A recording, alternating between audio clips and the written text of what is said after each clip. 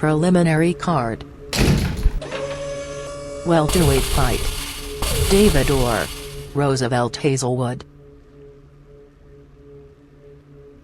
Making his HCL debut. He is an owner of a barbecue restaurant. He is in the, well, appropriately the burnt orange. He is the owner of Charred Remains after several years as an arsonist. Oh, and he didn't get caught. Apparently not. I don't. That's terrifying. Yeah, and we signed him. We signed an arsonist. Why would? Well, at least we get rid of Levine and we're like, hey, let's trade off for another heinous crime. We signed an arsonist, Randy, and how about we get that? How about we get that lacrosse guy and Topcock? We just can fulfill the Trinity and have a rapist too. Well, that's of course alleged, and of course the Topcock finale happening in just a few weeks. And he is taking on Roosevelt Hazelwood, making his debut in the welterweight division here in HCL. He has not seen much luck in the middleweight division, so this is his debut as a welterweight. He's gone 0-3, been knocked out twice, and he's got Orr in the clinch here up against the cage. And of course, Roosevelt Hazelwood, the ship's captain, if anyone is wondering. Yeah, he has a big anchor. He loves the sea and everything in it. And the men in it. He loves the seamen. Oh, I guess because he's a ship's captain, he would be a seaman. Oh, big uppercut! Hazelwood teeing up on Orr. Slid that arm. He's not my boy though, so I don't care about him. Oh, and Orr gets a knockdown on Hazelwood, not with the same veracity of the punch, but does the job, and Orr now going for some ground and pound in the guard. The Ishmael Bowerstern? I don't think so. Well, Ishmael Bowerstern, of course, I won't see tonight, but of course he will be competing in a future HCL event, I believe in a co-main event of some sort. Nice, he's my best friend. We know, Randy. You guys do the drinking thing. Meanwhile, lots of action here. You got to wonder if the lower weight class is going to benefit Hazelwood. Seemed a bit undersized and therefore just got destroyed by some of his opponents. Yeah, so we'll have to see. A little bit. I mean, maybe this is a more natural weight class for him here in the HCL, and if this doesn't work, then there's not much further down you can go. This is the lightest we got. Being shipped to Japan. And just a reminder that all of our fights tonight are 3 5-minute rounds, with our title fight main event being 5 5-minute rounds. The 10-point must scoring system is in effect, with the round winner getting 10 points, his opponent getting 9 or less. And our judges tonight, Lavender Sandalbags, Mario Van Peebles, and of course, Leonard, Part 6, Montgomery. And a nice cut under the eye of Hazelwood.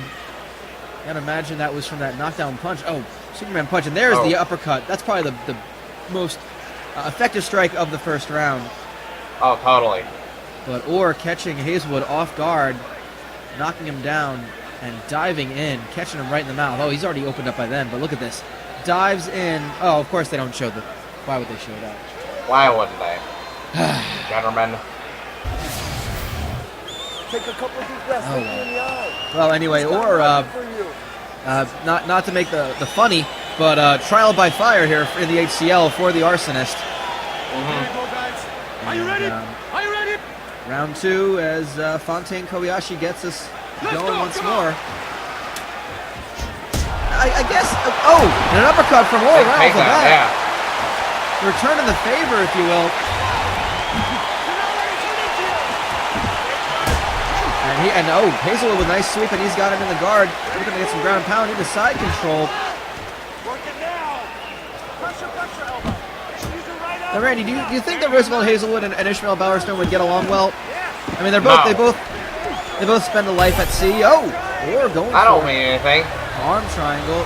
That's true. You don't spend a life at sea, and you and Ishmael get along just fine. So maybe it doesn't mean necessarily the right thing. Oh, and Hazelwood nearly tapping out from that arm triangle. I think Orr just didn't have the leverage to really crank it and to squeeze. Not really. And Hazelwood sweep again. a very brightly adorned fighter. He's got the very bright blonde hair, the aquamarine, if you want to call that color. He's very eye-attracting. For such a boring guy, it's kind of shocking. Well, he does get spectacularly knocked out, at least in the past he has. He's suffered losses to Caramel Thunderbird, Ferro Pasquale, and most recently Victor Rankine. That was back in August of last year. But he's holding his own against David Orr, who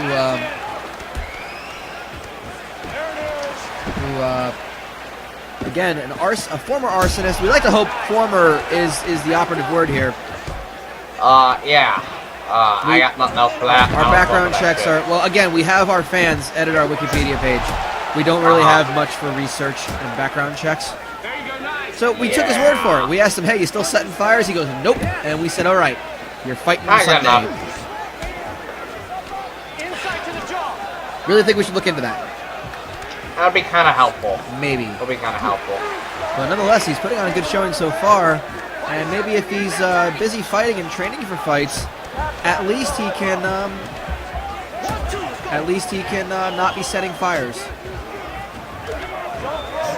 That would be good. I would appreciate that at least. And 15 seconds left in round 2. And looks like we're going to go to the third round here, as they've just been doing a lot of clinch fighting here. And that we are going to see a third round.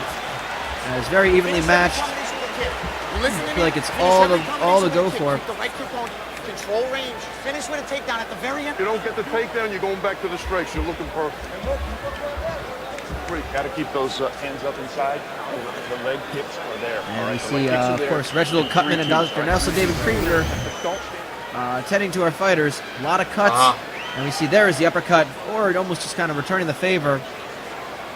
Now, hopefully he doesn't go to sea, like, immediately after a fight, because he got, like, salt water and shit in that. Ooh, that would be really painful. Ishmael's smart. He's my best friend. That's adorable, Randy. What are you guys doing tonight? Docking. Excuse me? We're docking. As in, we're taking ships to dock, I mean. Oh, you're heading down to, like, a harbor. Yeah, we're going to a marina. Oh, okay. And we're going to have gay sex after. And again, as always, you want to know her name? Wait. Buy the pay-per-view. You buy it. As we go, round 3 underway.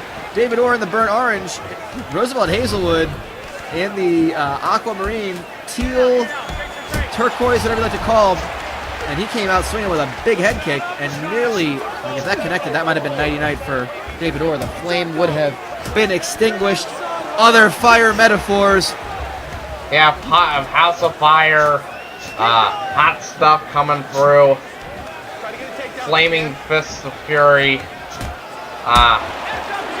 You're gonna burn your grandmother alive. Yes. I think that's one he'd go for. And trading one. Oh, big head kick there. That's what Hazelwood was looking for earlier. Kobayashi stops it. I can put out. And I don't know what happens in Pokemon when a water type needs a fire type, but in this case, the water type won. Fuck. Quagsired all over his ass. Roosevelt Hazelwood. Head kick. TKO victory. Just goes to punching. David Orr was... it's got to be just an accumulation of everything, but that head kick had some bad intentions. And Hazelwood gets his first ever victory in HCL, his first victory not only in HCL but as a welterweight. Yeah.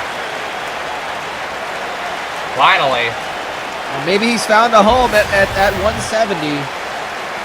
Let's go to Drunk Bruce Buffer for the official word. Yamasaki has sponsored the shit out of him.